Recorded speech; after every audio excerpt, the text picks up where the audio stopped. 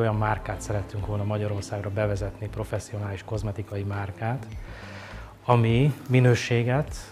garantál, és egy olyan vizionális élményt jelent az embereknek, amivel abszolút arra fognak tudni koncentrálni, hogy ez egy megbízható, jó árfekvésű és jó minőségű termék. A márkának a pozicionálása olyan területet illet meg, hogy mivel hogy a nevében is szerepel, hogy professional, tehát a professzionális piacra koncentrálunk, kozmetikusokhoz szeretnénk értékesíteni a terméket. Korhatárban nem gondolom, hogy be lehet határolni, mert vannak olyan jellegű innovatív és nagyon modern és nagyon szikrázó termékek, amelyek akár a tini lányoknak, fiatal lányoknak szól, illetve vannak olyan konzervatívabb, kicsit komolyabb textúrával rendelkező termékek, ami viszont éretbőrre is nagyon jó hatással tud lenni, mint külsőleg, mint akár ápoló jelleggel is.